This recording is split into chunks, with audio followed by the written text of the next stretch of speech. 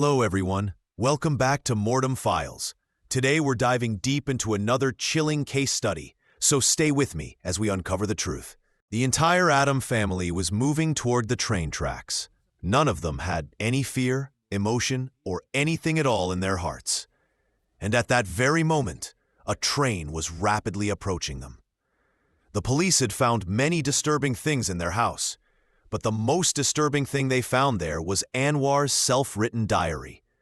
In it, he had predicted that after his death, he would reincarnate. But still, how did he predict this thing? In July 2007, at around 3:30 in the afternoon, a train was passing through Mymensingh town in Bangladesh on its normal routine. But the train driver noticed that 9 people, including children, were walking along the railway track. As soon as the train came closer, all 9 of them hugged each other and suddenly stood in front of the train. Seeing this, the train driver went into extreme panic, because at that moment it was impossible to stop the train. He kept blowing the horn again and again, asking those people to move aside from the railway track, but it had no effect. All 9 of them ended up under the train. Who was this family after all? And why did they make such a painful decision? So, keeping that thing in mind, let's learn a little more about today's case revolving around the Addams family.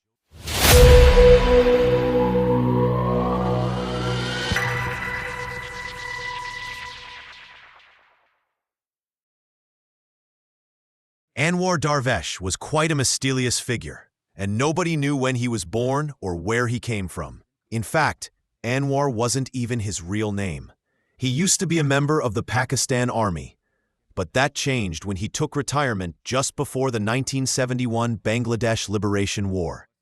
He was a highly educated man and knew 3 different languages, which included Arabic, Urdu, and Persian. He was a true Muslim and strictly followed Islamic teachings and beliefs. But there was one special thing about him.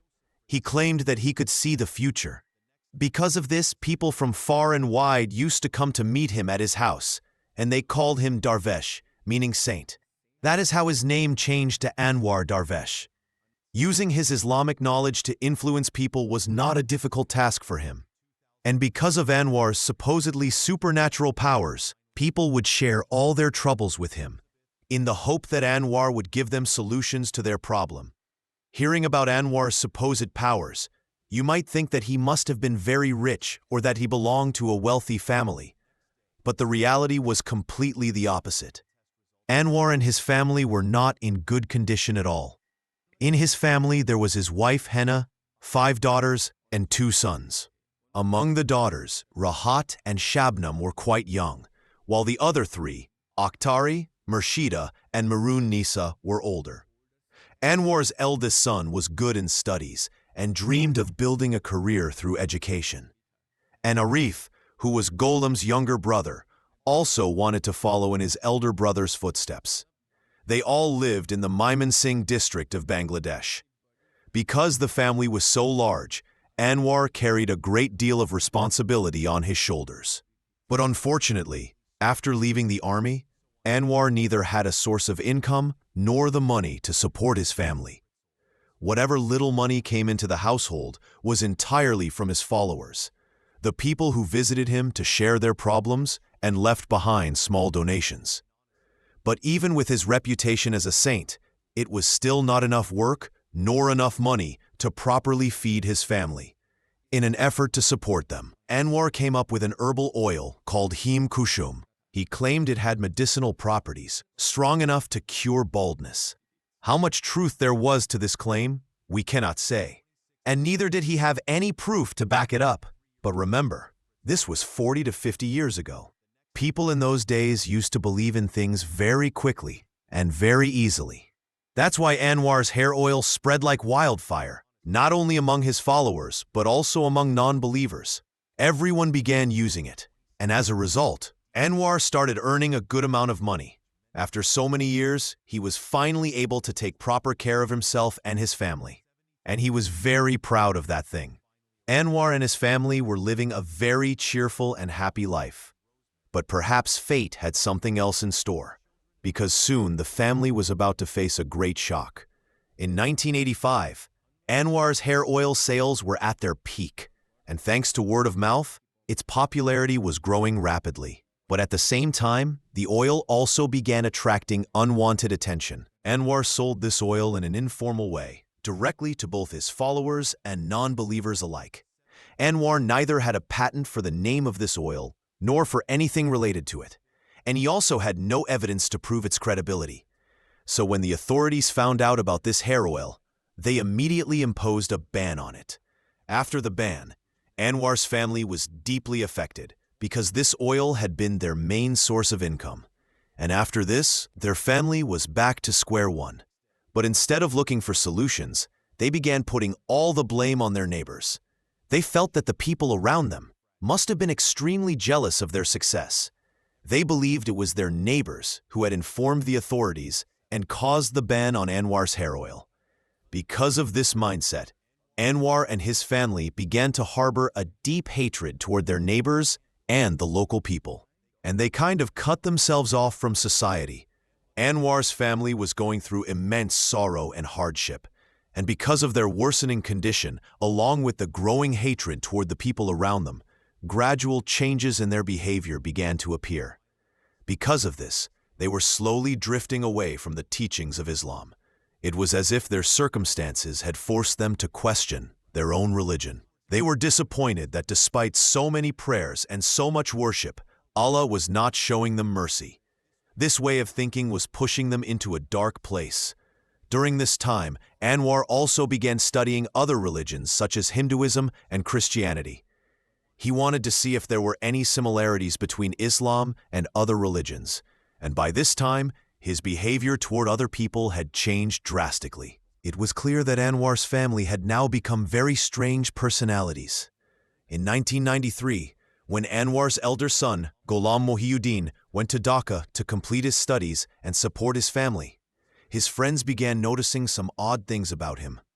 For the first time, Ghulam, who came from a Muslim family, stopped going to the mosque for daily prayers. This seemed very strange to his other Muslim friends. When they asked him why he no longer prayed, he gave them a shocking answer. He simply said, "Your religion is for you, and my religion is for me." At that moment, nobody really understood what Ghulam actually meant by this. But very soon, all of this began to make sense. By this point, Anwar had started openly speaking against Islam, and he had stopped following it altogether. His family, without asking any questions, blindly followed Anwar's decision, except for his daughter Mehrun Nisha. By then, Mehrun Nisha was married and had 2 young children, but she absolutely did not support her family's madness. That's why she decided it was best to leave her family and distance herself from them. But Anwar kept her 2 young children with him and let Mehrun Nisha go free. In this way, the eldest daughter of the household had now left, and their grandchildren were still living with them. The family carried on as if nothing had happened, while Anwar continued to believe that praying to Allah or seeking His help was a waste of time, because according to him, asking Allah for help never gave them anything. When this statement became known, it naturally angered many people. But from this point onward, things were only going to get worse. Anwar's elder son Ghulam began teaching at private institutes in Dhaka to financially support his family. With his help, Anwar and the rest of the family were able to keep their household running. On the surface, Anwar's family looked like a typical struggling household, but deep inside, something very dark was going on. By 1995, Anwar and his family had completely abandoned Islam and had created a belief system of their own. They called this the Addams religion, which primarily opposed Prophet Muhammad, the greatest prophet of Islam. Anwar believed that Prophet Muhammad was evil and that all the teachings of Islam had been given by a devil. And if that wasn't outrageous enough, Anwar even claimed that he himself was Adam. He claimed that he was the one who had created the entire universe and that his own house was the very place where the first humans were born.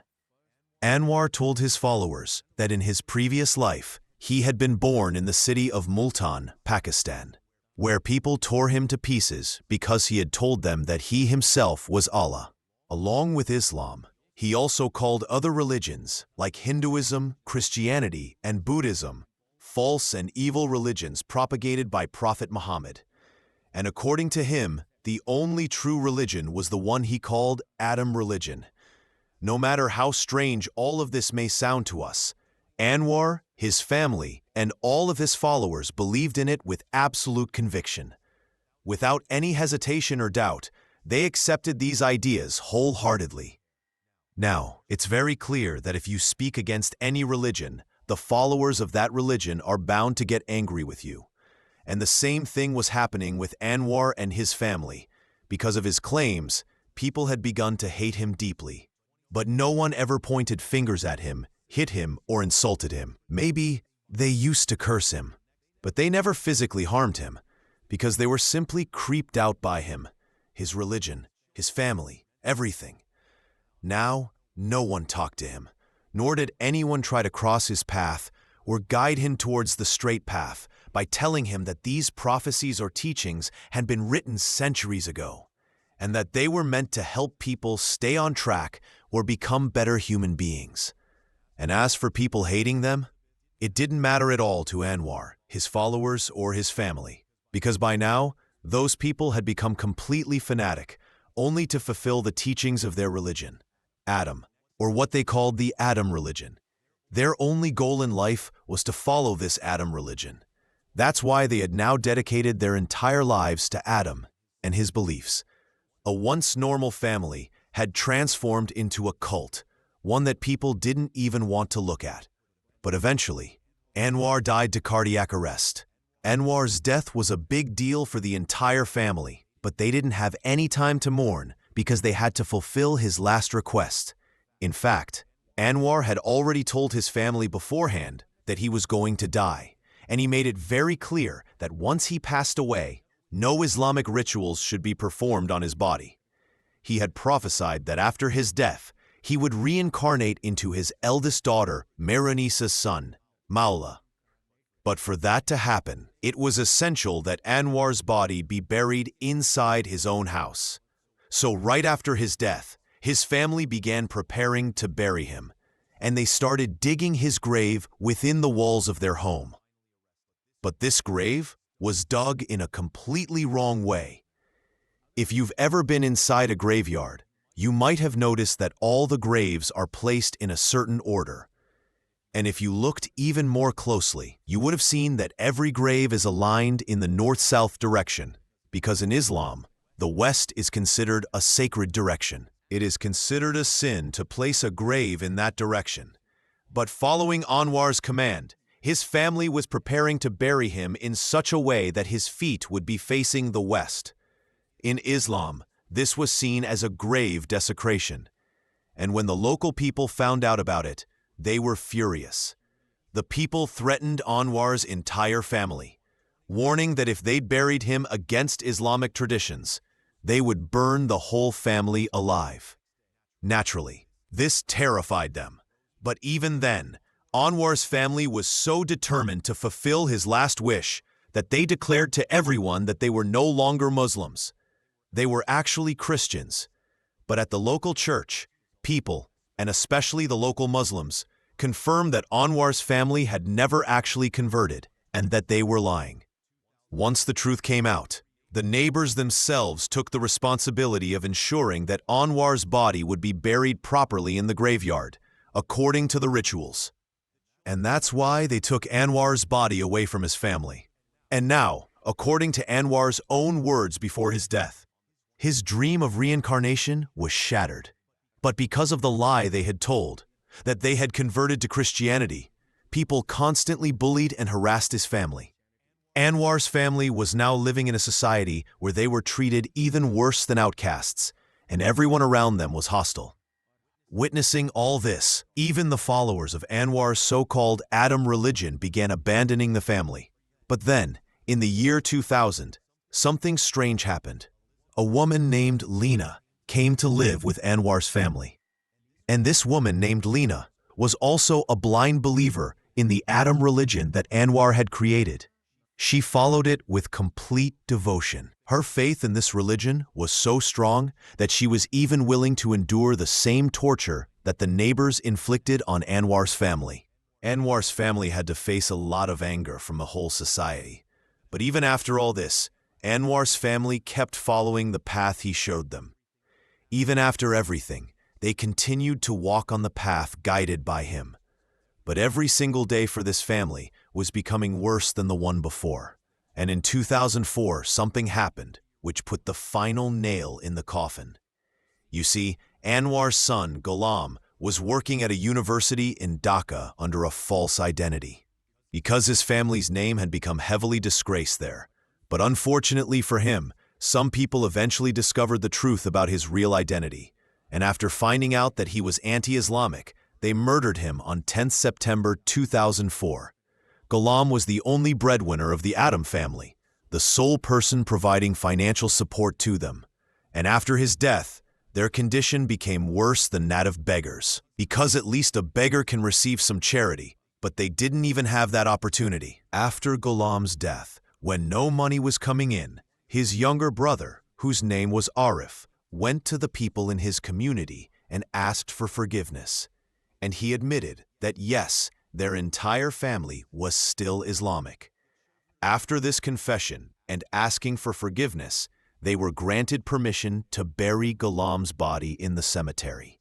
From that moment on, the full responsibility of financially supporting the family fell on the younger brother Arif. He used to give tuitions, teaching children here and there to provide a little financial help for his family. But this did not help much. For years they continued to live like this. For years they endured the torture of people, even though they had already apologized, even though Arif had asked for forgiveness. Yet the harassment never stopped. But then they came up with an idea that was going to stop, or at least halt, everything.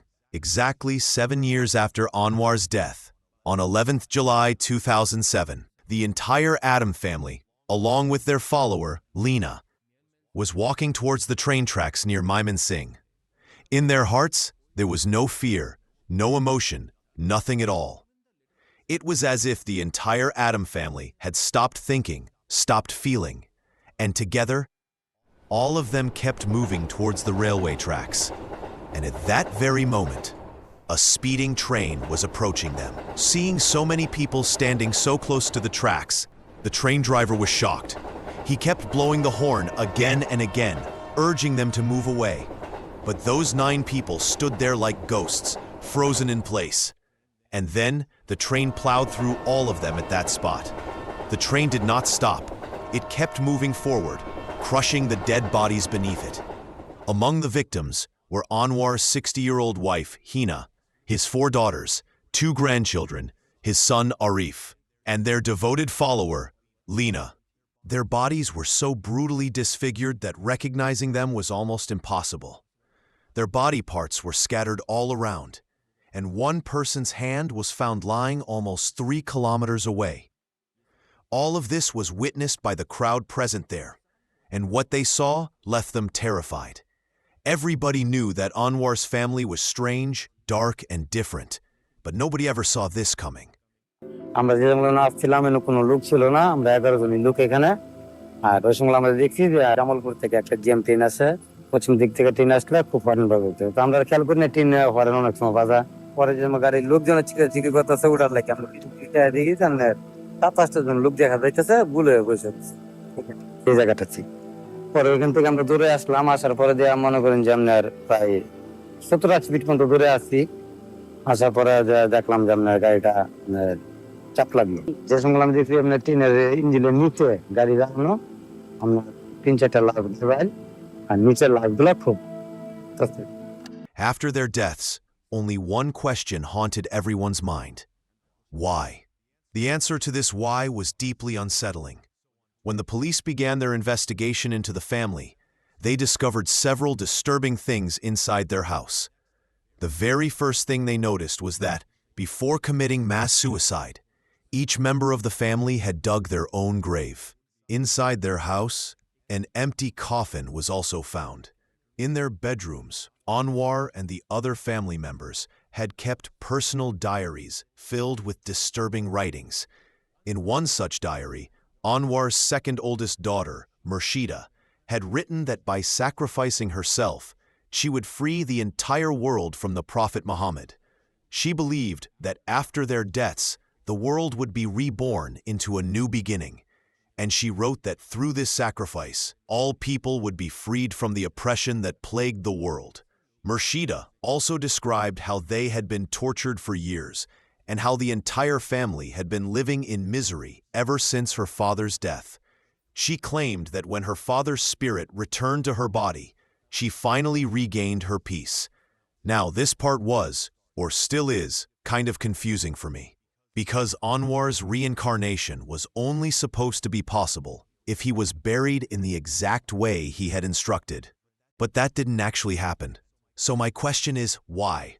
Why did his family believe that Anwar had been reincarnated into his daughter's body? There was never a clear answer to this. If you guys have any explanation for this, please let me know in the comments, because I really want to know. But now, coming back to this case, yes, the diaries, the dug graves, all of that was disturbing enough. But the most disturbing thing the police found was Anwar's own handwritten diary. In it, he explained in great detail about Adam, or rather the Adam religion, that he himself had created. And in this diary, he had also written extensively about meditation and spirituality. He even mentioned an incident where the true God, appreciating his devotion, had gifted him a whore, a pure and perfect woman, who, according to him, gave him the best days of his life. But aside from that woman, in his diary, he had also written something extremely shocking, and I quote, "We have lived a life full of suffering, and at times we even went hungry. I was unable to buy clothes for my children when they needed them the most." He wrote, "I have already taken my son Ghulam with me, and soon I will take the rest of my family members as well." But mind you, Ghulam's death happened 4 years after Anwar's own death. So how could he have predicted that he would take Ghulam with him? By this, he clearly meant Ghulam's death. But the question remains, how did he predict such a thing?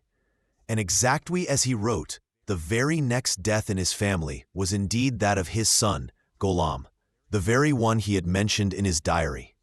This raises the chilling question: was Anwar's family tragedy really a suicide, or was it a carefully planned murder? Many believe it was the laterally similar to the infamous Barari case.